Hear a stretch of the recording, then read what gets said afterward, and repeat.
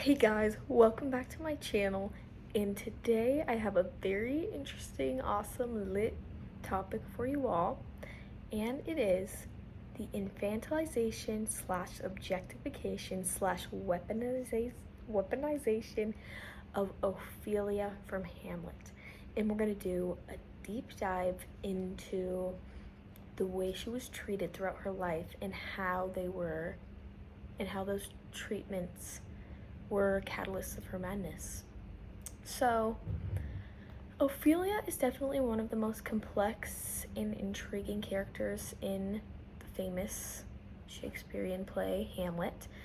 Although she's most remembered for her suicide at the very end of the show, it's her life before that I really want to get into and dive into.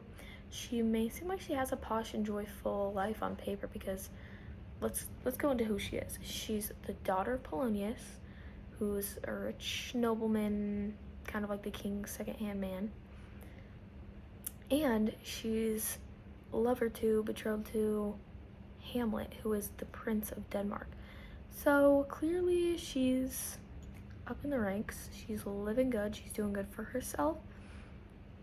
But with a keener eye, we can see that her life was obviously definitely not perfect. Honestly, it doesn't even take a keen eye. Just read the script and you'll know. She was controlled and manipulated by the three people she seemed to have cared most about, and those people are her father Polonius, her brother Laertes, and her lover Hamlet. So she was basically stripped of agency and molded to fit other people's agendas. Thesis reveal! Throughout Shakespeare's Hamlet, the character Ophelia was infantilized, weaponized, and objectified by the three men she most loved and trusted. In this presentation, I plan on going in depth on the inhumane ways she was treated throughout the play, especially by these three men, and how living that sort of life could easily lead to someone going mad.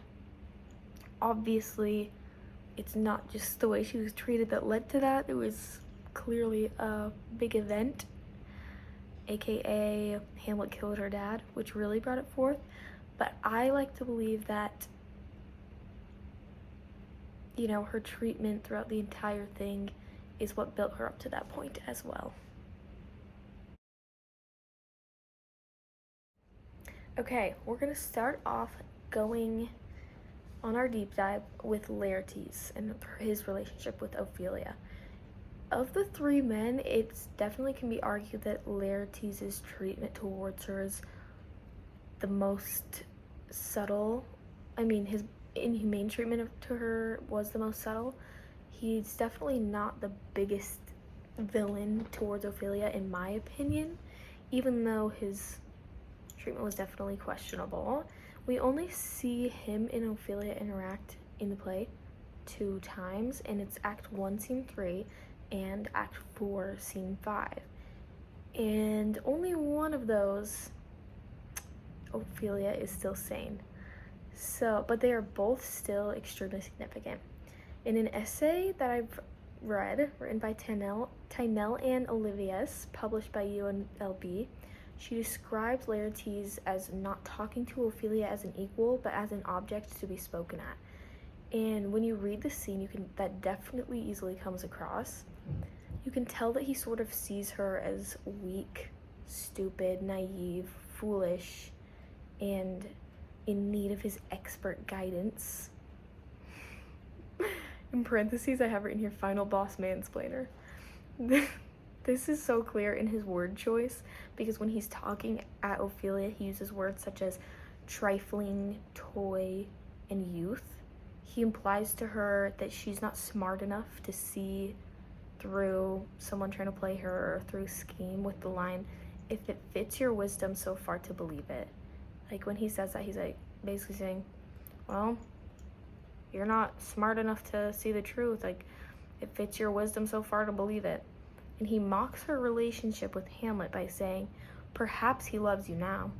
Like, perhaps he loves you now, but this and this and this and this. And for the entirety of the conversation, Ophelia speaks like 62 words, while Laertes' word count is well into the hundreds. I didn't want to take the time to count it. I could have entered it in some sort of word count or whatever, but it's definitely at least 300, probably into the 500s. And this really drives home the point that she is being talked at in this conversation. It's less of a conversation, more of a lecture. Laertes seems to think of Ophelia as almost a pet, like a naive, stupid little girl is what it is. He doesn't see her as a woman with her own sensibility and agency and critical thinking. Just a little child who lacks the wisdom and needs to be taught and guided. He thinks of her as an infant. Hashtag infantilizing Ophelia. In the article, Columbia strokes the mating between Ophelia and Laertes, which is actually an excerpt from a book called The Riddles of Hamlet by Simon Augustine Blackmore. It emphasizes that Laertes' part of the conversation truly does come from brotherly love and protection over his sister. And honestly, I do agree that he loves her as a brother and I'm sure that he did have, in a way, good intentions. He wants to protect his sister. That's not that strange. And they do seem to have the healthiest relationship out of the big three. Big three would be Ophelia and Hamlet, Ophelia and Polonius, Ophelia and Laertes. She even quips back at the end of his lecture, and she says, "Do not, as some ungracious pastors do, show me the steep and thorny way to heaven, whiles like a puffed and reckless libertine himself the primrose path of dalliance treads, and recks not his own reed."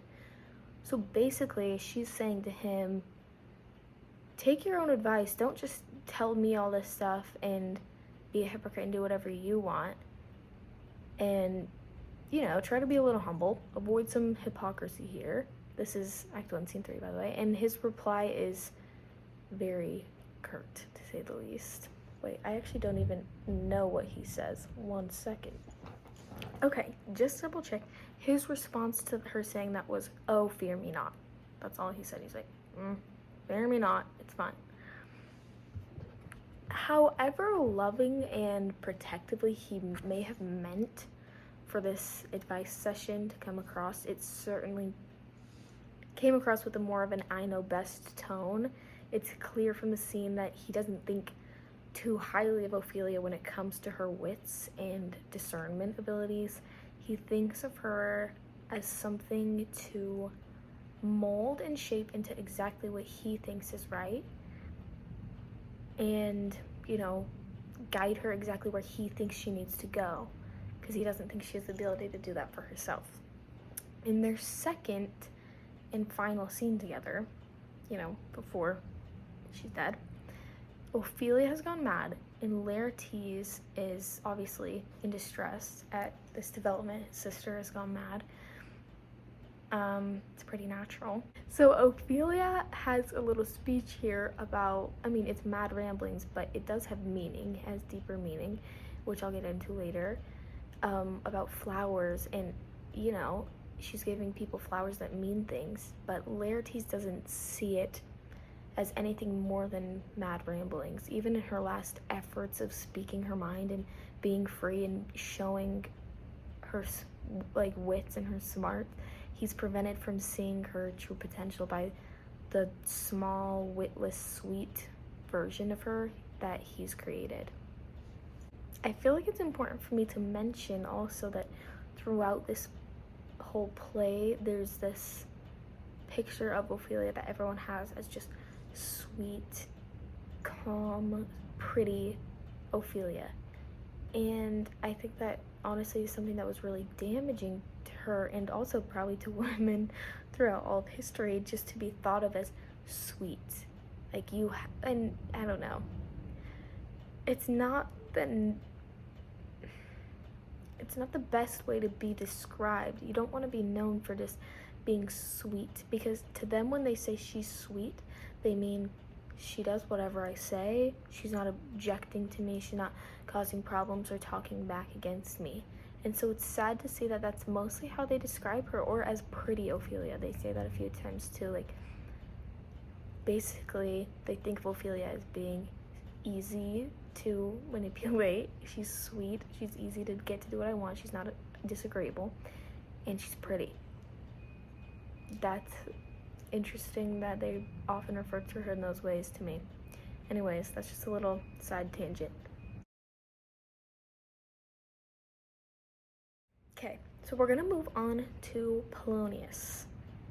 In my opinion, Polonius is definitely one of the most annoying characters in the show. But when I say that, I don't mean he's not a good character, because I definitely think he's also a very good and interesting character. Obviously, Shakespeare is a genius when it comes to that. He's obsessed with power and popularity, especially with the king. You know, he wants good favor with the king because he's the most powerful man in Denmark. And his care for these materialistic things ends up overpowering his care for his own daughter, which is tragic but very important. In Act 1, Scene 3, after Laertes exits, we witness a talk between Polonius and Ophelia, and it's honestly quite full of patronizing and objectifying language towards her. He comes on with the same points and feelings as Laertes earlier in the scene, agreeing with what he'd said, and then he takes it even further and he condemns her for spending too much of her time with the prince. And he says this: "'Tis told me he hath very oft of late given private time to you, and you yourself have of your audience been most free and bounteous." When she decides to let him in on Hamlet's affection for her, he immediately starts to mock her, saying, "Affection, puh, you speak like a green girl," and then mocks her for believing that Hamlet loves her. Massive oof is what I wrote in my script, which is true. It basically, like, Polonius and Laertes just, like, truly do not see her as having the wits enough to, like, understand love, basically. Her response is pretty simple and non-confrontational because, of course, she's sweet, she's a good daughter, she would never fight or challenge her powerful father, and all she says is, "I do not know, my lord, what I should think." And of course, Polonius seizes this as an opportunity to tell her exactly what to think. He tells her to think of herself as a baby, which is already like, what? Basically, think of yourself as a foolish child for believing these offers and affections from Hamlet. He's ridiculing her, plain and simple. But he's also allowing the audience a look into his mind, and a look into how he viewed her as a foolish child, incapable of making her own decisions or thinking rationally for herself at all. My sister's calling me. We're putting a pause. And we're back. Okay, moving on. In Act 2, Scene 1, Ophelia confides in her father about an interaction she has with Hamlet. She has seen him in a state of madness, and she's pretty shaken up about it. Basically, in this scene, Ophelia was sewing in her closet. I don't really know why. I'm sure that makes sense in Shakespearean times. Anyways, and Hamlet comes in, grabs her arm, and he has like mad wild eyes, and he doesn't say anything.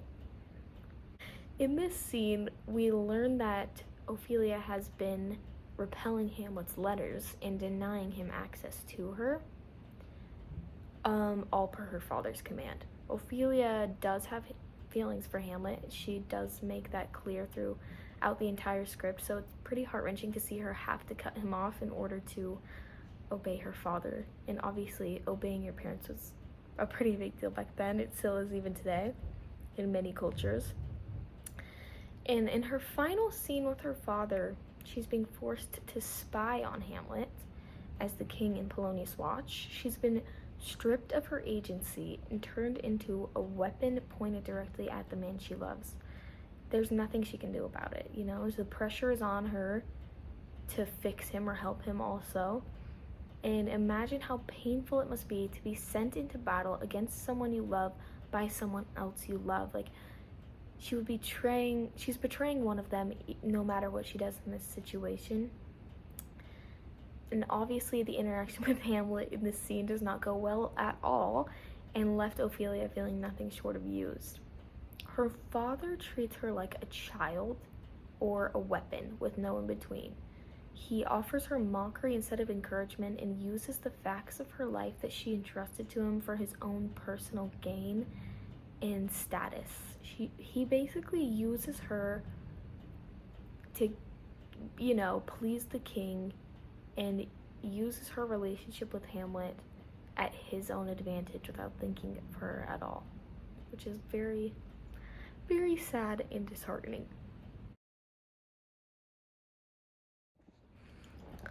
Alright, now time to talk about the biggest one, in my opinion, Ophelia and Hamlet's relationship.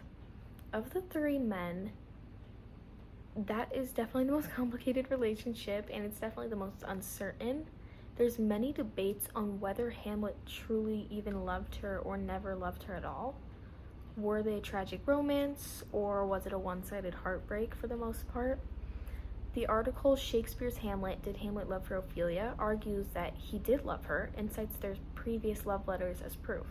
He said, this is a Hamlet quote, doubt the stars are fire, doubt that the sun doth move, doubt truth to be a liar, but never doubt I love.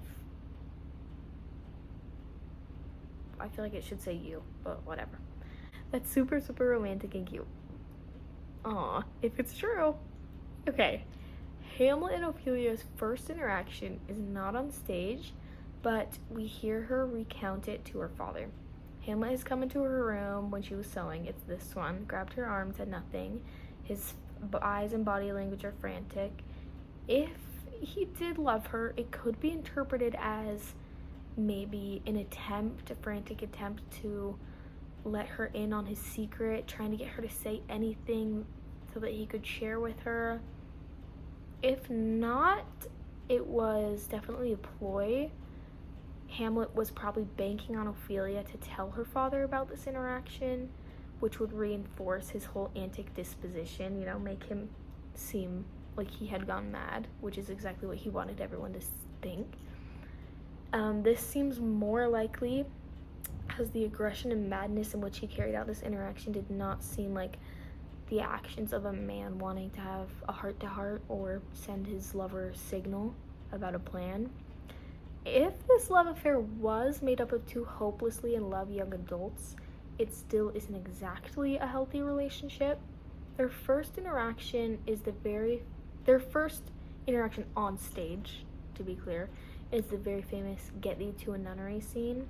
Ophelia has been sent by the adults, mostly her father, to interact with Hamlet while they secretly watch, and she starts up the conversation by telling Hamlet that she has some of his things to return, which is, that's pretty much what you do when you're breaking up with someone and the relationship. He responds by saying, hold up, I never gave you anything. Obviously I'm paraphrasing here, no one quote me on this. And she's like, you know damn well you did give me things. Then she delivers a brilliant line, in my opinion. She says, rich gifts wax poor when givers prove unkind. She's telling him that the way he's been acting has been unkind to her, and, obviously not the way someone who's in love would act. And after this, there's a total shift in the conversation with Hamlet's next words, because then he just says, haha, are you honest?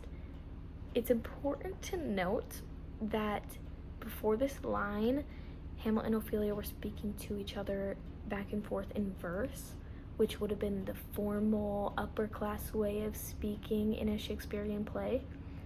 And from Hamlet's haha, are you honest line forward, they speak in prose, which, was kind of known as the lower class people talk to each other that way, but it also showed intimacy between two characters if they talk in prose.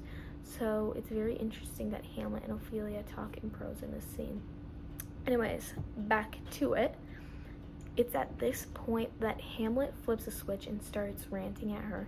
He uses Ophelia as an object to represent, all women, and takes out his frustrations against the gender at her specifically.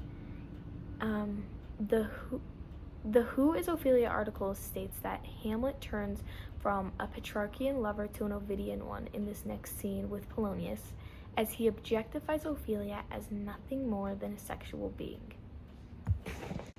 Side note. So basically, at this time when Shakespeare wrote this play, there were two main types of like love, especially love in the media and like literature and plays and stuff. The first one was Petrarchan. I hope I'm pronouncing that right. I think so. Anyways, it derives from the Italian poet Petrarch, who wrote sonnets about unrequited love. It basically has to do with like, you know, loving the idea of being in love and idealizing your mate, putting them on a pedestal, and like, you know, using metaphors and similes to express your feelings of this angelic being, this woman so beautiful, so wonderful. You know, that's sort of how they treated women in Petrarchan style writings about love and plays about love and actions, I guess, in this. Anyways, the opposite side of that was Ovidian romance tradition, which came from the Roman poet Ovid.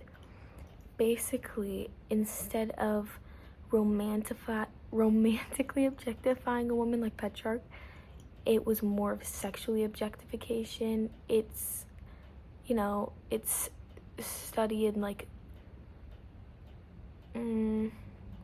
he argued that women were sexual objects to be chased and used for a man's sexual pleasure, and that they, you know, served the purpose to fulfill a man's desire. A woman's sole function in this, what is it called? Ovidian style of love was to act as the hare for the man's hunting dog. And it's very interesting that those were the two styles at this point in time, and that Hamlet displays both. Okay, side note over. Wait, side note continue, because this also shows that if Hamlet did love her, it was most likely an idealized, angelic, celestial version of her that wasn't true to life, let's just say. Okay, back to the scene. Hamlet tells Ophelia to get thee to a nunnery, and he repeats the phrase 5 different times throughout the speech. In this instance, a nunnery can be interpreted as a brothel, which basically is Hamlet calling her a whore. And it insinuates to us as the audience that they may have slept together, which is then backed up by one of Ophelia's rants later in the play. And this begs the question, did Hamlet love her at all, or was he using her for sex and using her as an object, as a body for sex? On the other hand, you can, in this circumstance, nunnery could also be meant in a literal and religious way, in which case he's telling Ophelia that she should never bear children because they'd probably end up being evil man. He's kind of obsessed with like men, just everyone being evil right now. He's having some real problems with both men and women. Anyways, very interesting. Overall, and throughout any interpretation you take, the conversation is incredibly objectifying and dehumanizing to Ophelia. Her lover has completely turned on her for his own gain, taking advantage of her, you know, to capitalize on that. Okay, I'm probably gonna cut that out. In the scene where Hamlet learns of Ophelia's death, however, he's suddenly back to being world's best boyfriend, which is suspicious. At her burial, he states, "I loved Ophelia. 40,000 brothers could not with all their quantity of love make up my sum," which is a very famous line, but it's like, interesting. You didn't seem like you loved her when you called her a whore. It's just sad because it just shows that Hamlet loves Ophelia when it's convenient for him, and he does use her, honestly, which is pretty sad. Massive move. There are 2 other little points in this play where Ophelia, another character besides those 3 men, let Ophelia down, and I just wanted to touch on that briefly. And, you know, both are kind of a little bit more theories, but it's interesting to me to bring up, so I just want to. Number 1, in Act 4, Scene 5, Ophelia, the Queen, the King, and Horatio, and maybe Laertes, are all gathered, and at this point Ophelia has gone mad. She's been rambling, she's been saying some crazy things, and as she exits the room, the king says, "Follow her close, give her good watch, I pray you," and then Horatio exits. So it seems to me like he's telling Horatio, watch over her, she's clearly unstable. It's not long after that we find out that she has died. So it's like, clearly no one was watching her, and Horatio did not follow the king's orders. Like, what would have happened if he had, gave her a good watch or found someone else to watch her? Like, would her death have been prevented? Interesting idea to ponder on. The second one is, I don't know, I'll have to check which scene this is, but it's the queen telling Laertes and the king of Ophelia's death. She's describing it in such great detail that it begs the question, did she witness Ophelia's suicide? Like, whether it be from a distance or what? And if she did, she didn't do anything about it. She made no attempt to stop it. Interesting. Food for thought. It's just interesting to me that almost every character in this entire play lets her down at some point, and it's very sad. Spoiler alert, if you haven't picked up on it by now, Ophelia does kill herself. She drowns in the river, to be more exact about it, after learning that her father has been murdered by the man she loves. Her sanity was pushed to the brink. It's hard to blame her, honestly. Like, her life was already filled with a lack of agency. She was used to being constantly infantilized, weaponized, and objectified by the people she cared most about in this world. And, then her lover murders her dad. So, really, I could see myself going mad if I were in a situation like that also. And it's almost like that when she lost her dad in Hamlet, she didn't even know what to do with herself when she wasn't being controlled by these two men in her life anymore. It's like she couldn't even handle it because she never was able to live for herself and live with full agency. A quote from the Ophelia character analysis by interestingliterature.com says, "The real tragedy of the character of Ophelia, then, is that she's not a tragic heroine as much as she is collateral damage in Hamlet's mission to seek revenge for his father's murder."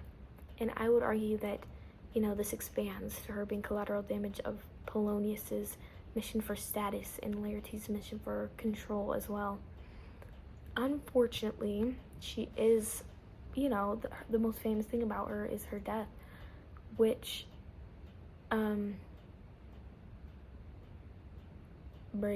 anyways, the most famous painting of Ophelia actually is by John Everett Milius, titled Ophelia, obviously. It depicts her in her death. She's in the river, she's surrounded by flowers and foliage. I will show it now. And it's honestly quite beautiful and moving, but the meaning is intensified when you understand her life fully. She was driven to this point by people who were supposed to have loved her and cared for her. It's such a tragedy when you think about what could have been, what life she might have been able to lead if she was treated as a human being with emotions and wits and aspirations. She was smart. I can do a little side tangent here about the whole flower speech extravaganza. She's passionate. She had opinions to be shared, and she deserved more. And all of this is what makes her such a well-written character with a tragic and expertly written storyline. Through this deep dive analysis, we can see exactly why she was driven to madness. And, it wasn't just the big catalyst of her father's death. It was all the smaller steps accumulating into one massive staircase to death, as I would describe it. And it's clear and heartbreaking, honestly, to see how her trust and love for her father, brother, and lover just ended with her being constantly infantilized, weaponized, and objectified throughout her life.